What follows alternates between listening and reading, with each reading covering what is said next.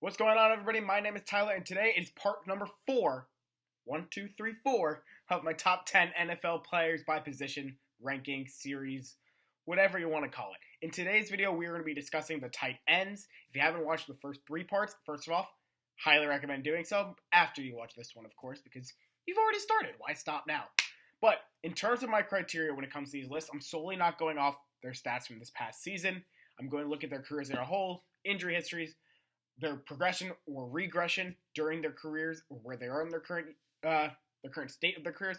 And if I were building a team, would I want these guys starting at the tight end position for me? So with all that out of the way, let's get started. Coming in at number 10, we have Greg Olson. And I'm not going to lie, it was hard for me to decide who would get the number 10 spot on this list. The tight end position is very thin after the top 8 or 9.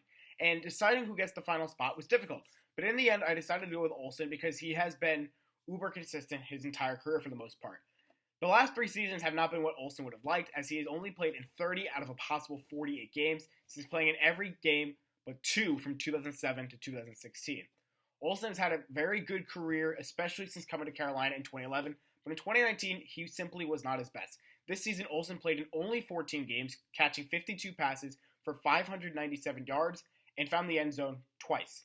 You might be asking why I have a guy who can't seem to stay on the field, who is 34 years of age, most likely in the final year of his career on my list. The reason is because at times during the season, Olson showed that he still had a little something until getting hurt. In 5 games this season, Olson had at least 50 receiving yards, and I don't think Cam Newton's going to be the Panthers' starting quarterback next year, so it'll be interesting to see how Olson will perform with whomever is under center. But I still think Greg Olson has a few more years left of him of his NFL career, and I think he could still put up solid numbers barring injury. So Greg Olson, number 10 on my list. At number 9, we have Jared Cook. Cook is another one of those guys whose best days are behind him, but he still had a solid season as a number 2 receiving option in New Orleans in 2019. It's going to help when you have one of the top quarterbacks of all time, especially of this generation, in Drew Brees throwing to you. But Cook is not someone who's going to be in the open field, only having 43 catches for 705 yards. Where Cook is most effective is in the red zone, where he caught a career-high 9 touchdowns, good enough for fourth amongst all pass catchers in the NFL. Clearly showed signs that he could still play. But he is 32, and if I were starting a team, I'm going to want someone a little bit younger starting at tight end for me with a much higher ceiling. It's someone who I could possibly build a rapport with between him and my quarterback.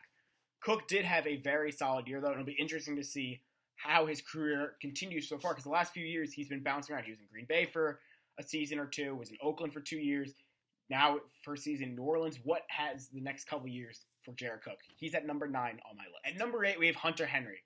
Talent-wise, Henry is a top tight end in the NFL. My issue with him is that he has a difficulty staying on the field. In his first 4 seasons, he has missed time due to injury, playing in 15 games in 2016, 14 in 2017, missing the entirety of the 2018 season with a torn ACL, then missing 4 games this year. In 2019, though, playing his fewest games in his career, aside from obviously the 1 year he didn't play at all, Henry had a career high in targets, catches, and yards with 76, 55, and 652. Touchdowns was down for Henry, only having 5, but I think that is, once again, an issue of the passing scheme that is in place in LA. Phillip Rivers is getting a little older, so Henry's going to have to work a little bit harder to get his targets. There's also Keenan Allen on the outside, who's going to get a lot of looks at wide receiver. The running game has become really, really good in LA with Austin Eckler and Melvin Gordon. So Henry's kind of like the 4th option, if you will, on this LA Chargers offense. I can't put Henry any higher simply due to the injury issue. All the guys on the list are either better or haven't had yet any major injury issues. So right now, Hunter Henry is number 8 at the tight end position, in my opinion. Coming in at number 7, we have Mark Andrews. Andrews broke out in his 2nd season in the NFL, and it helps when you are part of the top offense in the entire league. Baltimore loves running the ball, and Andrews is a weapon in that department, as he is one of the top run-blocking tight ends, in my opinion. That being said, he is not on this list strictly because of his abilities as a run blocker. As a pass catcher, he is pretty darn good as well. This season, he caught 64 passes, for 852 yards and 10 touchdowns. 10 touchdowns was good enough for tied for 2nd amongst all pass catchers, and 1st amongst all tight ends. No tight ends found the end zone more this season than Andrews, and once again, it kind of helps when you have the best offense in the league. The reason why I don't have Andrews any higher is because I want to see if he can still produce when the Ravens offense inevitably takes a step back next year. There's going to be some changes most likely with the Ravens offense. There always is the year after a really successful season. There's been rumors that members of the Ravens coaching staff will take on positions with other teams. So if they take those positions, the offense will change, and we'll see. Will it help or hurt Andrews? That is yet to tell. Also, with the Lamar Jackson X factor that is with his running, teams might key in on that, and it might even help Andrews in the long run. But as of right now, I just want to see if Mark Andrews can continue to produce when defenses are eyeing in on the Ravens offense. So right now, I have Mark Andrews as my number 7 tight end in the NFL. At number 6, we have Darren Waller. Not going to lie, I was shocked when I found out that Waller was in his 5th year as I was preparing for this video, because he burst onto the scene this year, and in his first 4 years, he really didn't do much. This season for Oakland, Waller played in 16 games for the first time in his career, catching 90 passes for 1,145 yards and 3 touchdowns. Good enough for second, and tied for 19th amongst all tight ends. With how much John Gruden loves to play a ground and pound style of offense, I was surprised to see that Waller was such a valuable part of the Raiders offense. And Waller was arguably Derek Carr's favorite target in the passing game this season. And with the Raiders preparing to move to Las Vegas, the team should be excited about their tight end, a cornerstone in their offense, because Gruden has made it known that he's probably going to change quarterbacks, whether that be through the draft or through agency. So Waller, it's nice to have that piece with Waller.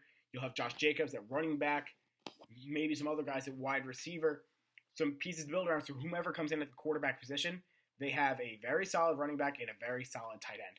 Similar to Andrews, though, I can't put Waller higher because I want to see if he can do it again. I want to see if this is a one-year fluke or is Waller a legit tight end in the entire NFL.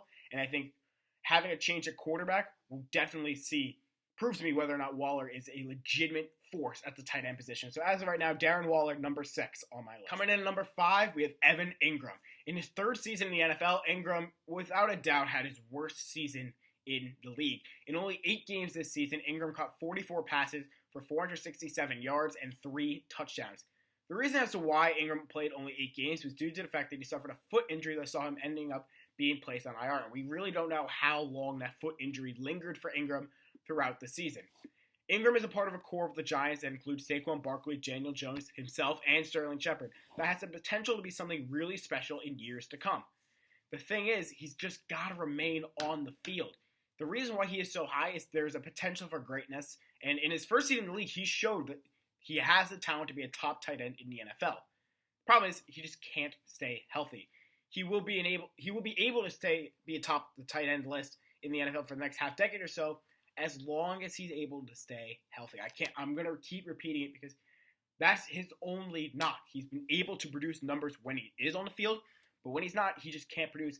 And if he continues to miss time, who knows? The Giants might look past Engram and find someone else to replace him, because that usually happens. Your best asset is availability.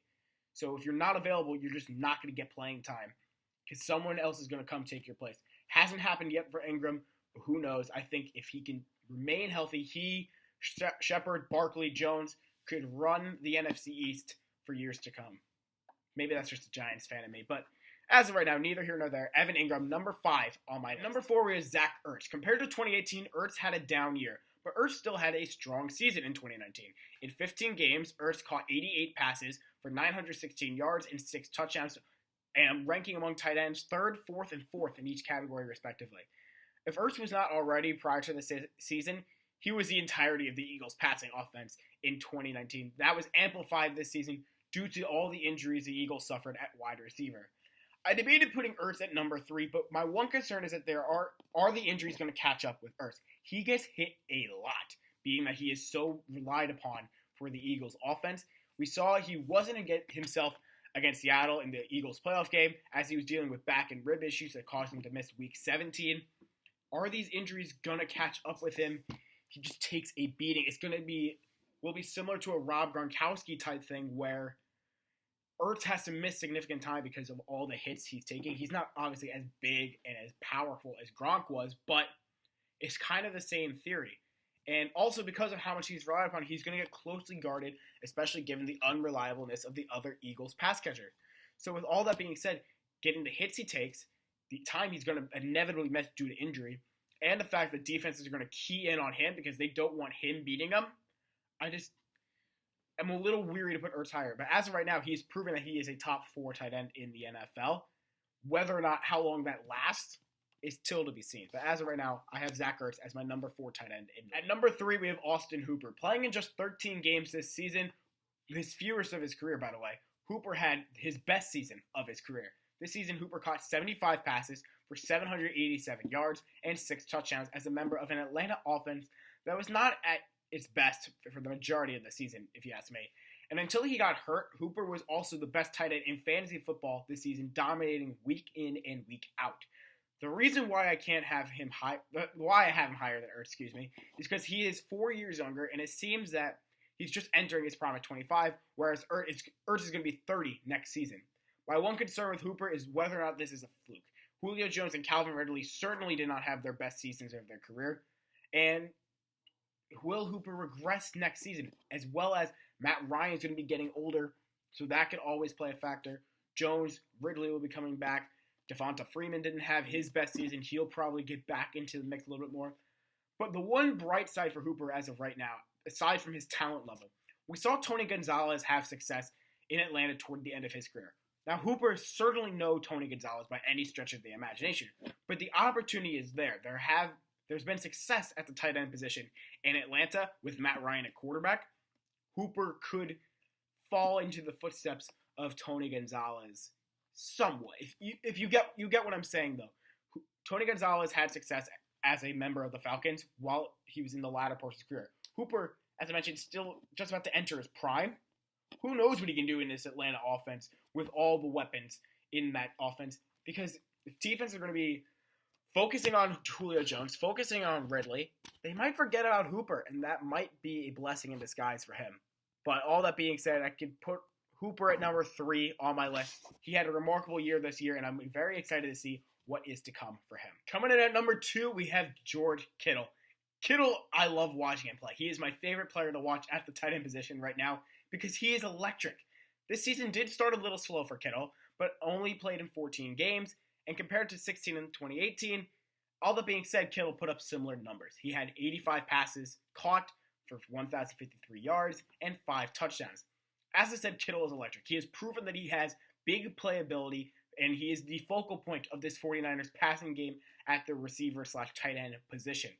Putting a Kittle at number 2 is actually not that difficult to me, for me at least. The guy at number 1 is by far the best tight end in the entire NFL, and in my opinion, Kittle is leaps and bounds ahead of everyone else at the tight end position. The one thing is, I will say, he is still young. There is an opportunity there for a regression very soon. Injuries might start catching up with him. But as of right now, Kittle has proven that he is a phenomenal athlete. And I think if the 49ers haven't already, they should make him the number 1 passing option for years and years to come. Jimmy Garoppolo and Kittle seem to have a great rapport. I'm excited to see what Kyle Shanahan draws up for him in the playoffs and what the future holds for George Kittle and his 49ers team. And as of right now, I have number 2 on my list, George Kittle.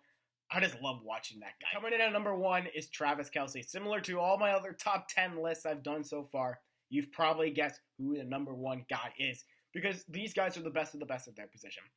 Kelce, no exception to the rule, leaps and bounds ahead of everyone else at the tight end position. Football is far and away the best in the entire NFL. Although a slight down year for him, part of that contributed to the Patrick Mahomes injury that saw him missing some time. This season, Kelce caught 97 passes, 4th in the entire NFL with 1,229 yards, and he found the end zone 5 times. And that was probably where the biggest downfall was for Kelce this year, and I think Mahomes being hurt really didn't help him there. Kelce has really taken a jump in terms of production with Mahomes taking over at quarterback, and although Kelce turned 30 back in October, I'm not too worried about the production dropping off anytime soon because of what Mahomes can do. Mahomes, his ability to scramble and his arm, I think Kelce's just going to thrive with that. My one concern with Kelce is with the injuries. They have not yet been a problem as he has played in all but 1 game since missing his entire 2013 rookie season with a knee injury. My concern is that Kelce is getting older, and given, similar to Zach Ertz and Rob Gronkowski, given the hits that he takes at the position, and the hits he's going to continue to take at the position, how much of that wear and tear can his body take before it actually just fails him? Otherwise, though, I'm really excited for the 2020s have for Kelce and this Chiefs offense. I think his production is going to be phenomenal. I think he will go down in history, in my opinion, as the tight end of this generation. And I think when it's all said and done, the argument will be there for him being a top 10 tight end because as a talent, he is certainly very, very good. So at number 1 on my list, Travis Kelce for the tight end position. So what do you all think? Did I get it right? Do you like my list? This is very hard for me, this tight end list, because after the top 5 or so, putting guys in certain spots and then rounding out the top 10, like I mentioned, was very hard because it is a very thin position. For those, I knew the top 9 guys, who they were going to be. The order was a little bit difficult. But at number 10, I struggled with Greg Olson. I struggled with Eric Ebron. I'm trying to think, guys. I'm looking at my wall because I have all these banners here. You could probably see right over there. Jimmy Graham was another guy in consideration. David Njoku. The list goes on and on. It was really hard for me to figure out who I put on this list. But tell me your list down below, your top 10 tight ends in the NFL. Let me know what other top 10 lists you would like me to do. I'm thinking about maybe shifting to the defensive side. We will see. I go back to school. I'm recording this on January 8th. I go back to school on January 11th. So depending on when you see this, you never know. But as always, thank you so much for watching and have a great day.